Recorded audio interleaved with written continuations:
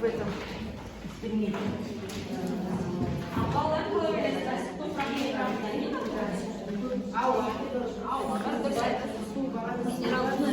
Siz ауа бар дедіңіз, енді соны ауа бар екенін қалай нәтиже аласыз? Анақасыңызға топырақтан алып,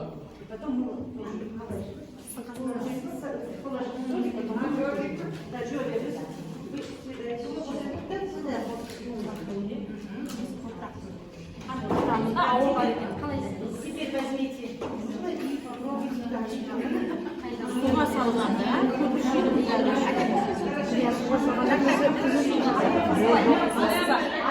Жабу керек. қазір топырақ бізде ортылдап тұр, иә?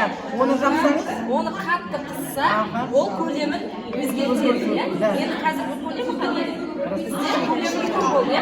Қазір көлемі кішірейді. Не себепті? Ауаны шығарып, нұрсаңдар жарайсыз.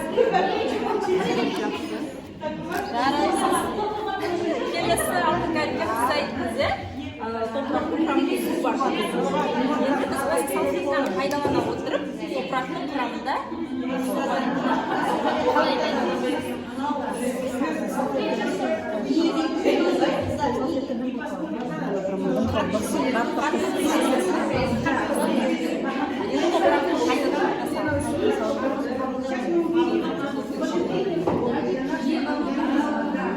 Енді не байқадыңыз? Басында бізде таза, жұмақ болған, иә, қазір? Салфетка сулы болды, иә?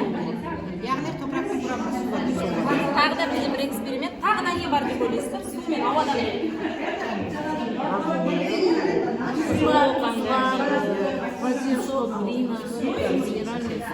қарашырық, иә? Суға салсақ, оны суға салып, иә.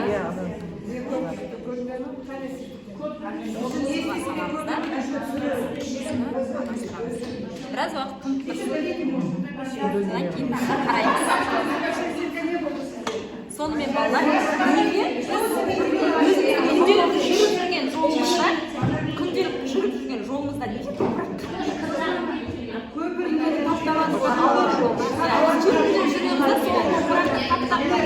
Ауасы шығарамыз.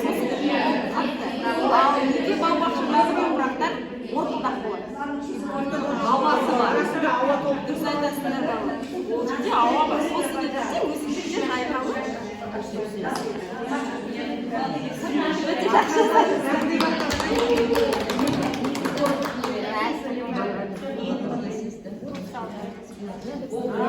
Енді бұл экспериментте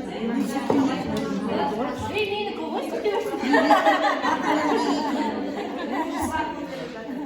Понятно вам эксперимент? Было бы. Они таза суда сабын жақсы көп береді, екісі де өзгереді. Ал тұзда көпірмейді, кішкентай сосын ашыққа, сонан ашылмады. Міне мынасы таза болады, анау қатты болады.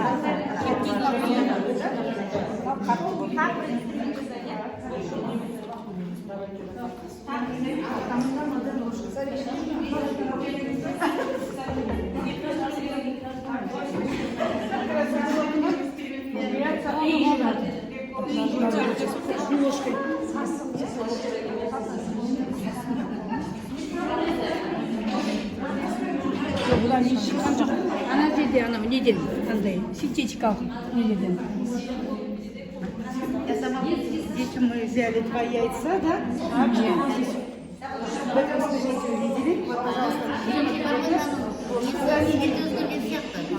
Посмотрите, что с яйцом произошло.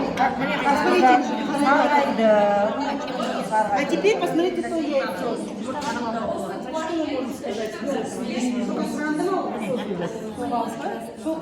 Ананың красосы больше, да? Потребление пола, значит, мы взяли два яйца, как будто это внутренность нашего организма, тоже желудок, по сути. Постоянное потребление пола, она изъянет внутри этого вида, да, вот даже она светом ловит. Если еще дольше, это минуты 2-3 только постоянно. А что когда мы постоянно? Может, там и когда вода, газы, у нас возле газообразования было немного пол. А в этом месте проблема вот наши животные, как чистые. Қараманда біздің жұмыртқаға. Вы видите, что газы именно какой-то звук идет, да? В этом инструменте вы все поняли?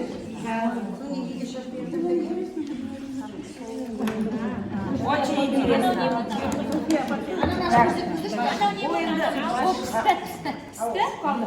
Міне сарғайды.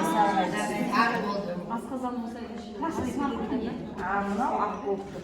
И когда заливать, когда газы были, поднимал прям.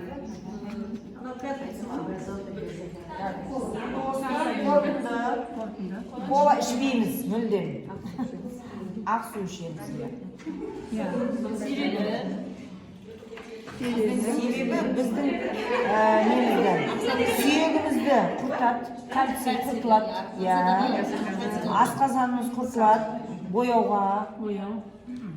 Содан кейін мынау газ біздің асқазанымызды Урада.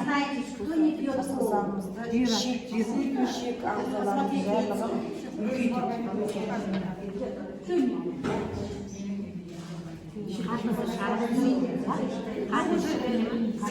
Это такая заметка, что кола однозначно вредна для организма. Это сырое яйцо.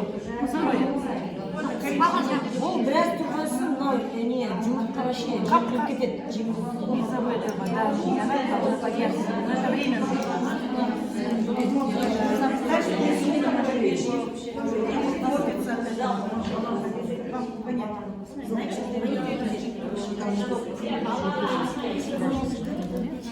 Енді барлық осы суға сіздерді араластырдыңыздар. Қазір у нас сіздер ұстап тұрған не деп білесіздер? Бұл өсімдік деп ойлап. Біз қазір өсімдікті тамырдың суды бойына қалай сіңіретінін тәжірибе арқылы көрсетеді. Ол кішкене ғана шетін ғана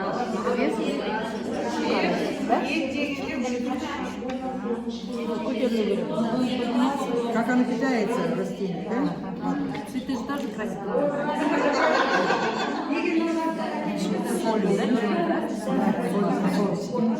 Олар қайтып қояды своими.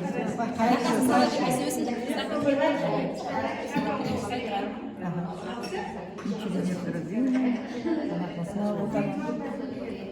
Красная поднимается. А зеленый нет что-то? Есть. Света-то, блин, у вас красного нет? Нет, он есть. Красный хорошо идет. Наоборот, красный. Енді алып қарасақ, балалар, өсімдіктің тамырынан бастап сіңдіре бастайды, иә? Және де екінші осылай тамырды өсімдікті тәжірибе жасайтын болсақ, мен қазір мына стакандағы жартысын төгіп, кішкене ғана көлемде су беріп, тағы да өсімдіктің тамырын салып ол судың көлеміне де байланысты тамырдың суды бойына сіңдіреді.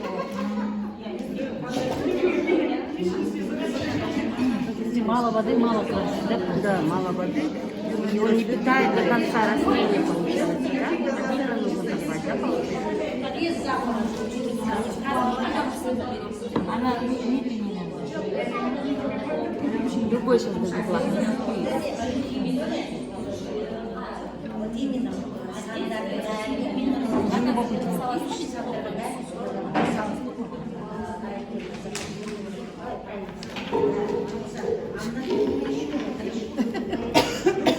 А вы что не положили?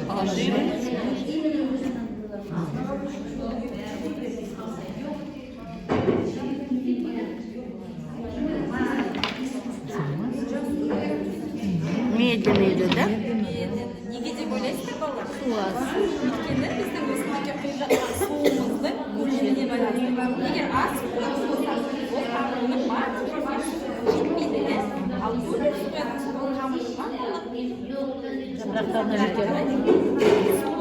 өсімдік қарқылады. Өсімдік өз бойына суға байланысты